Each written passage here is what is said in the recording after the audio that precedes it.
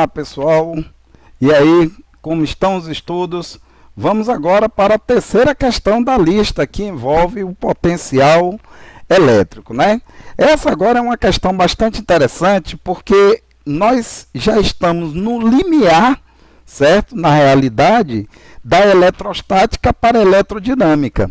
Até então, a gente estava calculando as cargas posicionadas em pontos fixos, né?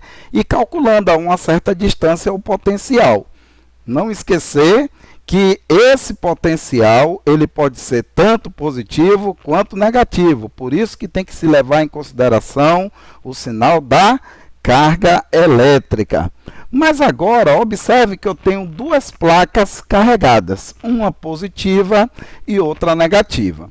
Como nós já vimos nas aulas presenciais, isso aqui é o típico capacitor plano.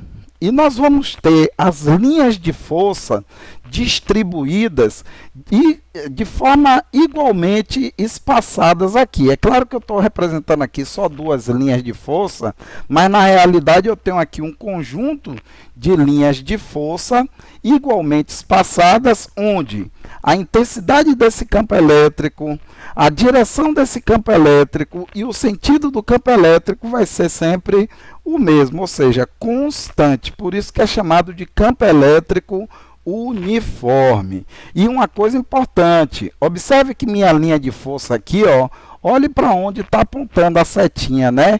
Dando o que? A orientação, me dizendo o quê?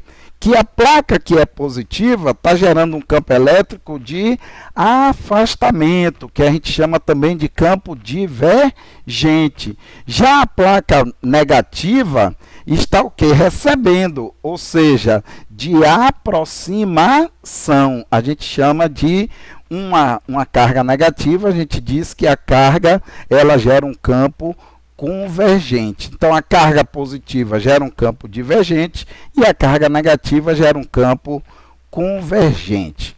Pois bem, e aí, se eu tenho um potencial aqui, gerado pelas cargas positivas, e um potencial do lado de cá, gerado por cargas negativas, logo existe o quê? Uma diferença de potencial. Essa diferença de potencial, VA menos VB, é que a gente também representa por U de A a B. Lembrando, mais uma vez, que nos livros de terceiro grau, a gente encontra a representação por V, certo? Tanto para a diferença de potencial, quanto para potencial. Nos livros de ensino médio, vocês vão encontrar geralmente essa denominação aqui, essa maneira de escrever U de AB para representar a diferença de potencial, que em eletrodinâmica nós vamos chamar de tensão elétrica. Tudo bem. Aqui ele está me dizendo que essa diferença de potencial dos pontos, entre os pontos A e B é de 12.000 volts, ou seja, 12 kV. Ele me diz que eu vou ter também aí dentro uma carguinha jogada, abandonada aqui, né, no ponto A. E é claro, se existe uma diferença de potencial, como a gente já viu na aula passada, a carga vezes a diferença de potencial gera o quê? Um trabalho.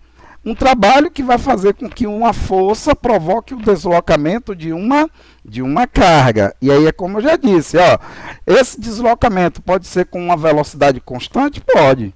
Esse deslocamento pode ser com uma velocidade que varie com o tempo? Com certeza. Então, esse é um dos objetivos também dessa questão.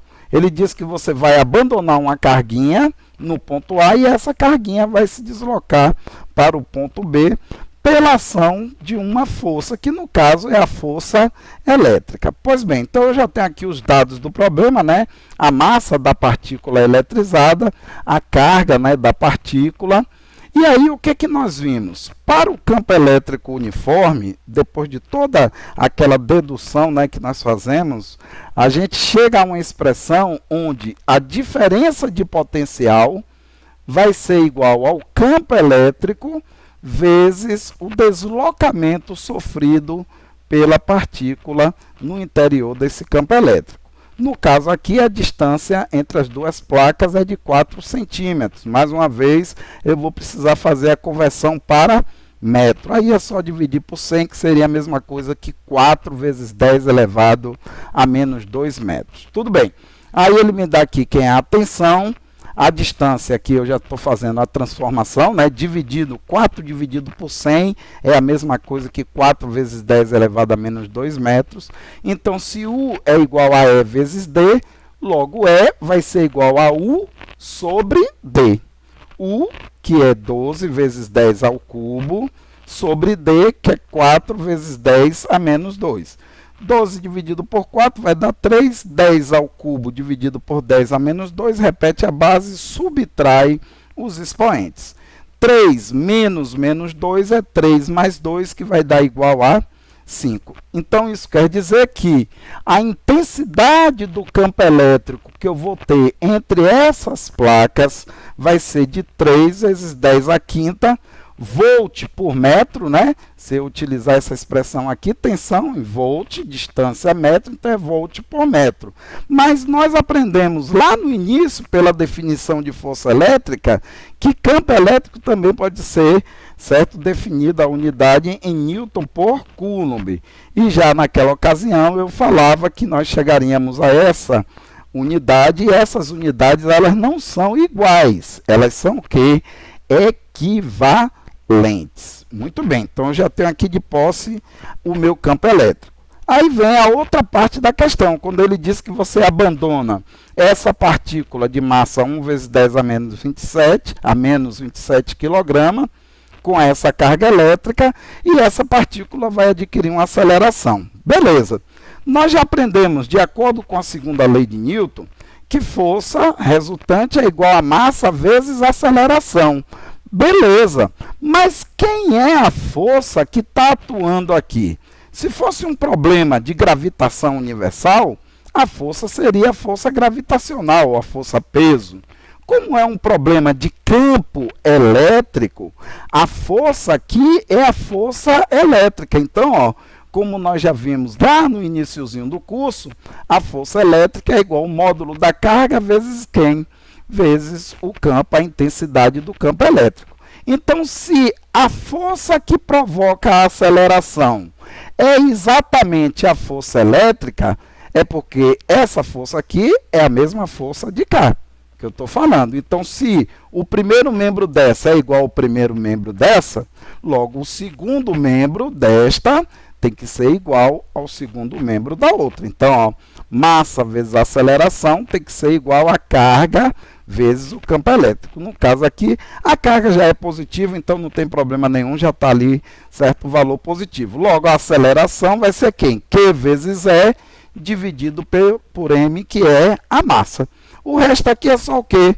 Substituir os valores e fazer efetuar as operações. Então, efetuando essas operações, nós chegamos a 24 vezes 10 a 13, diminuindo aqui uma casa decimal, a gente vai ter 2,4, se diminui aqui, aumenta cá, vai ficar 10 elevado a 14 metros por segundo ao quadrado. Então, observe que é um probleminha que ele já mostra aí uma carga que está em movimento. E carga em movimento é sinônimo de eletrodinâmica, é uma corrente elétrica. Então, agora a gente já está saindo da eletrostática para a eletrodinâmica. E por que isso está acontecendo?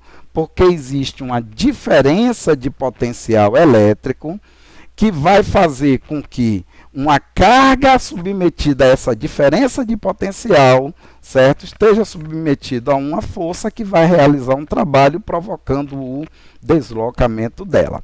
Valeu? A gente se vê na próxima.